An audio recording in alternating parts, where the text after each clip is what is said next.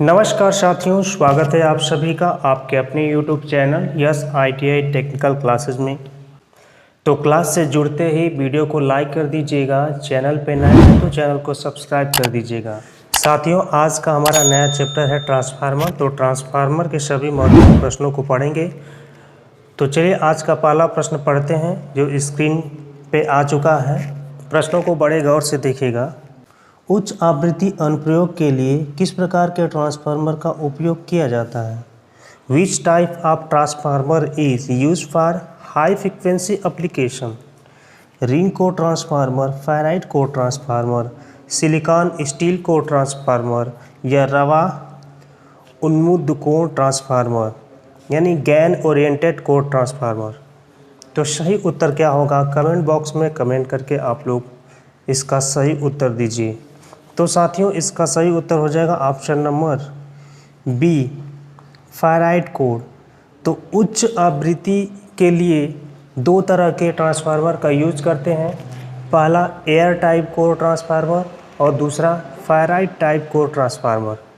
चलिए अगला प्रश्न देखते हैं। एक आदर्श ट्रांसफार्मर में प्राथमिक वोल्टेज E1 तथा V1 और द्वितीयक वोल्टेज E2 व V2 के बीच क्या संबंध है? चित्र को आप लोग देखिए और इसका उत्तर सही क्या होगा बताइए। तो जैसा कि आप देख पा रहे हैं कि यहाँ पे V1 और V2 एक दूसरे से कितने अंश का कोण बना रहा है? 180 डिग्री का कोण बना रहा है और एक दूसरे के क्या है? अपोजिट है। ठीक है, V1 E1 के बराबर होगा और V2 भी E2 के बराबर होगा। ठीक है, तो इसका सही उत्तर जाएगा option number A, E1 equal to V1 and E2 equal to V2। चलिए अगला प्रश्न देखिए। क्लास में जुड़ते ही वीडियो को लाइक कर दीजिएगा। ठीक है साथियों, ट्रांसफार्मर में कंजर्वेटर का कार्य क्या है? तो नमी के प्रवेश को रोकना या वायुमंडल में ऊष्मा को स्थानांतरित करता है या आंतरिक दबाव छोड़ने की अनुमति देता है या लोड भिन्नता के कारण तेल स्तर के विस्तार की अनुमति देता है। तो ट्रांसफार्मर में कंजर्वेटर का मुख्य कार्य भिन्न भिन्न लोड पर तेल के लेवल का क्या करना? विस्तार करने की अनुमति देना है। तो ऑप्शन नंबर इसका डी सही होगा। Allow expansion of oil level due to load variation यानी लोड भिन्नता के कारण तेल स्तर के विस्तार की अनुमति देता है। नेक्स्ट प्रश्न देखते हैं। शॉर्ट सर्किट टेस्ट द्वारा ट्रांसफार्मर के किस हानि का निर्धारण किया जाता है? बताइए। तो ताम्र हानि का या वायु हानि, हिस्टैरिसीस हानि या भंवर धारा हानि। तो आप जब भी शॉर्ट सर्किट टेस्ट करते हैं ट्रांसफार्मर में तो क्या ज्ञात करने के लिए करते हैं? तो कॉपर लॉसेस ज्ञात करने के लिए करते हैं। कॉपर लॉसेस किस पे डिपेंड करता है? तो विभिन्न प्रकार के लोड पे डिपेंड करता है। अगला प्रश्न है, ट्रांसफार्मर में वोल्टेज के प्रतिशत नियमन की गणना करें। यदि शून्य भार वोल्टेज 240 वोल्ट है और पूर्ण भार वोल्टेज 220 वोल्ट है। तो जल्दी से कॉपी कलम उठाइए और ये सवाल हल करिए। तो इसके लिए एक फार्मूला होता है, voltage regulation equal to no load voltage minus full load voltage बटा में फुल लोड वोल्टेज इंटू 100। तो नो लोड वोल्टेज कितना है? यहाँ पे नो लोड वोल्टेज है 240 वोल्ट। ठीक है, इसको हल कर लेते हैं। तो voltage regulation equal to no load voltage है 240 वोल्टेज और फुल लोड वोल्टेज है 220 वोल्टेज बटा में फुल लोड वोल्टेज 220 इंटू 100। अगर इसको हल करते हैं तो कितना आएगा? ये आ जाएगा VR इक्वल टू 240 में से 220 घटाएंगे तो 20 आएगा और नीचे है 220 इंटू 100 तो 0 से 0 कट जाएगा, 2 से 22 कटेगा तो 11 होगा। ठीक है, कुल मिलाकर के 100/11 आएगा। इसको हल करेंगे तो आ जाएगा 9.09, इतना आएगा। यही उत्तर सही है। तो विकल्प देख लेते हैं कौन सा विकल्प सही है। तो ऑप्शन नंबर डी जाएगा 9.09%। चलिए अगला सवाल देखते हैं।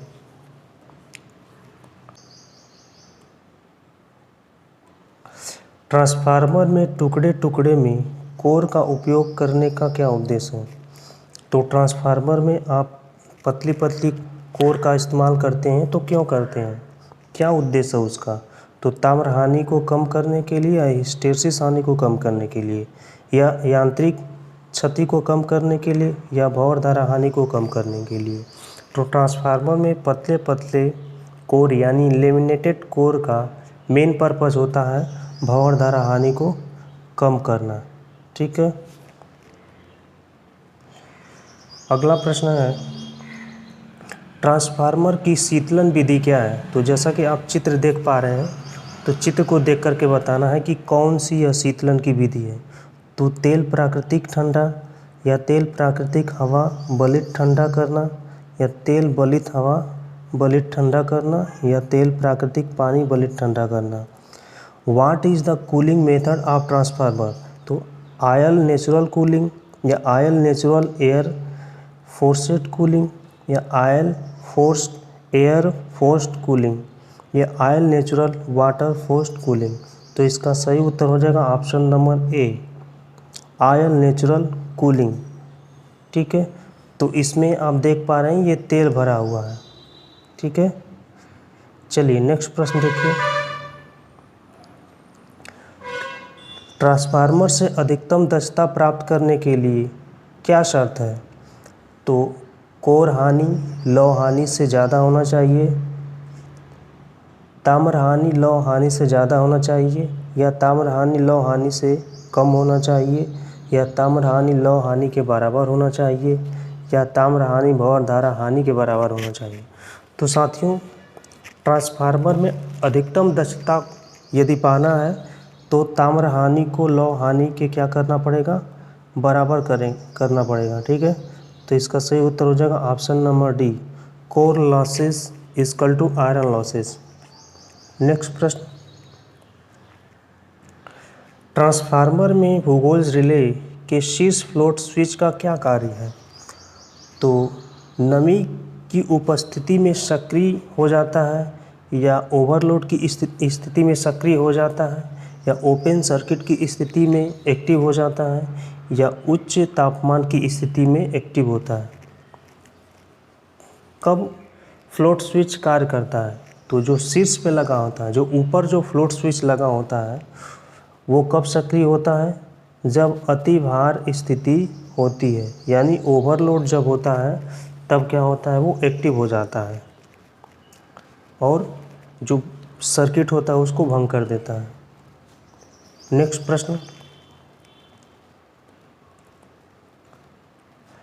धारा ट्रांसफार्मर का कोर कम प्रतिघात और कम कोर हानि क्यों कर रहा है? तो बोझ को कम करने के लिए, या निरंतर निर्गत बनाए रखने के लिए, या उच्च स्थिर ढाल को रोकने के लिए, या पढ़ने में त्रुटि को कम करने के लिए। तो साथियों, जो करंट ट्रांसफार्मर होता है उसकी जो कोर होती है वो कम प्रतिघात की होती है।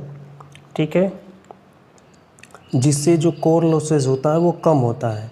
तो इससे फ़ायदा क्या होता है, जो एरर होता है उसको पढ़ने में आसानी होती है। ठीक है, यानी एरर को क्या करता है, वो मिनिमाइज करता है, to minimise the error in reading. Option number D सही है। चलिए नेक्स्ट प्रश्न देखते हैं। विभव ट्रांसफार्मर को पढ़ने में त्रुटि को कैसे कम किया जा सकता है? तो पटलित कोर का उपयोग करना, या लंबा चुंबकीय पथ प्रदान करना, उच्च प्रवाह घनत्व सामग्री का उपयोग करना, या अच्छी गुणवत्ता वाली कोर सामग्री प्रदान करना। तो इसका सही उत्तर हो जाएगा ऑप्शन नंबर डी, अच्छी गुणवत्ता वाली कोर सामग्री प्रदान करना। नेक्स्ट प्रश्न देखते हैं। नेक्स्ट प्रश्न क्या है, आप लोड टैप बदलने के ऑपरेशन से पहले लोड क्यों काट दिया जाता है? Why the load is disconnected before the of load tap changing operation.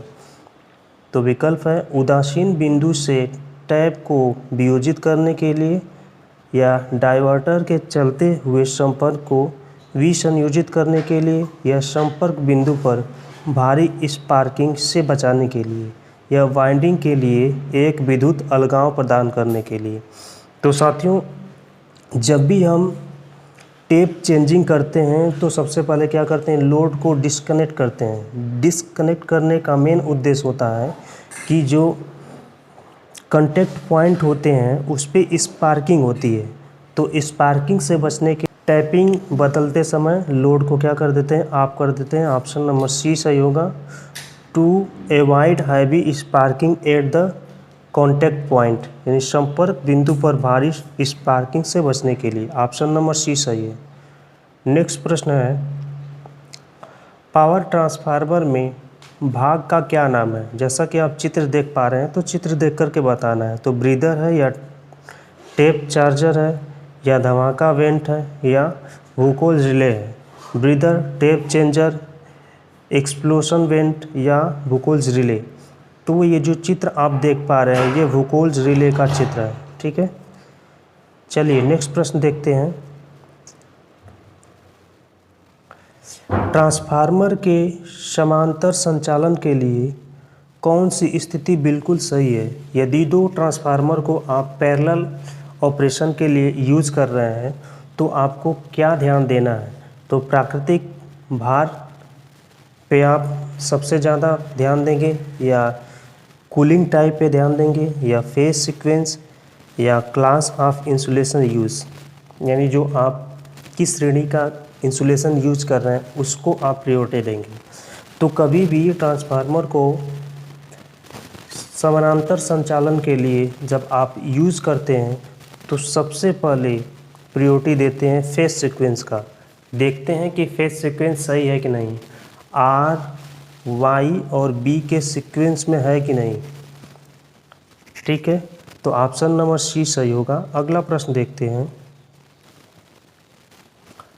बड़े ट्रांसफार्मर में तांबे के नुकसान को कम करने के लिए किस निर्माण तकनीकी का उपयोग किया जाता है? पटलित कोर का उपयोग करते हैं, या कोर मोटाई को कम करते हैं, या गैन ओरिएंटेड कोर का यूज़ करते हैं, या टैपेड कोर को चरणबद्ध यूज करते हैं। तो सही उत्तर क्या होगा? तो साथियों, जब भी ट्रांसफार्मर में आप तांबे के लॉसेस की बात करते हैं, उसको कम करने की बात करते हैं, तो कम करने के लिए हम स्टेप्ड कोर का यूज करते हैं। इसका मतलब ऑप्शन नंबर डी सही होगा, यूज स्टेप्ड कोर अरेंजमेंट, यानी चरणबद्ध कोर व्यवस्था का उपयोग करते हैं, जिससे तांबे का जो लॉसेज होता है यानी कॉपर लॉसेज होता है वो कम होता है। काफ़ी इम्पोर्टेंट क्वेश्चन है, आपके एग्ज़ाम में आने वाला है ये, तो इसे याद कर लीजिएगा। अगला प्रश्न है, ट्रांसफार्मर का नाम क्या है? तो चित्र को देखिए और बताइए कि कौन सा ट्रांसफार्मर है। वायु कोर ट्रांसफार्मर, या आयरन कोर ट्रांसफार्मर, या रिंग कोर ट्रांसफार्मर, या फेराइट कोर ट्रांसफार्मर। तो साथियों, इसका सही उत्तर हो जाएगा ऑप्शन नंबर ए, वायु कोर ट्रांसफार्मर। अगला प्रश्न देखिए, उच्च वोल्टेज प्रतिष्ठानों को मापने के लिए किस ट्रांसफार्मर का उपयोग किया जाता है? तो पल्स ट्रांसफार्मर, इग्निशन ट्रांसफार्मर, या विभव ट्रांसफार्मर, या नियत voltage transformer. Pulse transformer, ignition transformer, potential transformer, या कंस्टेंट वोल्टेज ट्रांसफार्मर। तो हाई वोल्टेज इंस्टॉलेशन में, में जो मेज़र करता है वो विभव ट्रांसफार्मर होता है। ठीक, हाई वोल्टेज को मेज़र करने क्या करते हैं, विभव ट्रांसफार्मर का यूज करते हैं। ऑप्शन नंबर सी सही है। नेक्स्ट प्रश्न है, पावर ट्रांसफार्मर पर लगे हुए ब्रीदर में नमी को कैसे नियंत्रित किया जाता है? तो सिलिका जेल का उपयोग करके, या ट्रांसफार्मर के तेल का उपयोग करके, या सोडियम क्लोराइड का उपयोग करके, या अमोनियम जेली का उपयोग करके। तो ट्रांसफार्मर में जब आप ब्रीदर लगाते हैं तो ब्रीदर का काम होता है नमी को सोखना। जो भी एयर से, जो भी वायुमंडल से जो एयर ट्रांसफार्मर में जाता है, यानी आपको पता है कि ट्रांसफार्मर सांस लेता है, तो सांस जब ट्रांसफार्मर लेता है तो साथ में वो क्या करता है, एयर को अपने अंदर खींचता है। तो एयर को जब अपने अंदर खींचेगा तो आपको पता है कि एयर में कुछ नमी होती है। उस नमी को कम करने के लिए हम क्या करते हैं, ब्रीदर में सिलिका जेल का उपयोग करते हैं। किसका उपयोग करते हैं? सिलिका जेल का उपयोग करते हैं। तो ऑप्शन नंबर ए सही होगा, सिलिका जेल। चलिए नेक्स्ट प्रश्न देखिए। ट्रांसफार्मर पर ओपन सर्किट परीक्षण द्वारा किस शक्ति हानि का आकलन किया जाता है? तो केवल हिस्टैरिसीस हानि का, या केवल भंवर धारा हानि, या ताम्र हानि, या कोर हानि। तो जब भी आप ट्रांसफार्मर का ओपन सर्किट टेस्ट करते हैं तो ओपन सर्किट टेस्ट का मेन उद्देश्य होता है कोर लॉसेस को ज्ञात करना। और कोर लॉसेस होते हैं दो प्रकार के। पहला होता है शैथिल्य हानि होता है, और दूसरा होता है भंवर धारा हानि। क्या होता है? भंवर धारा हानि होता है। ठीक है, तो भंवर धारा हानि और शैथिल्य हानि को जब आप जोड़ते हैं तो कोर लॉसेस ज्ञात करते हैं। ठीक है, तो यहाँ पे ओपन सर्किट परीक्षण कोर लॉसेस को ज्ञात करने के लिए किया जाता है, और शॉर्ट सर्किट परीक्षण कॉपर लॉसेस को ज्ञात करने के लिए किया जाता है। और बैक टू बैक टेस्ट किसके लिए किया जाता है? तो दक्षता ज्ञात करने के लिए। ठीक है, तो आज की क्लास का यह अंतिम प्रश्न था। क्लास आपको कैसी लग रही है कमेंट बॉक्स में कमेंट करके आप लोग ज़रूर बताइए। चैनल पे नए हैं तो चैनल को सब्सक्राइब कर दीजिए। आपकी क्लास निरंतर चलती रहेगी। एम्प्लॉयबिलिटी स्किल की भी क्लास इस चैनल पे चलाई जा रही है। तो अभी तक आपने पिछली क्लासेस नहीं देखी हैं तो उसको आप लोग देख जाइए। एक बेहतर तैयारी के लिए यस ITI टेक्निकल क्लासेस से जुड़िए। मिलते हैं नेक्स्ट क्लास में, तब तक के लिए जय हिंद, धन्यवाद।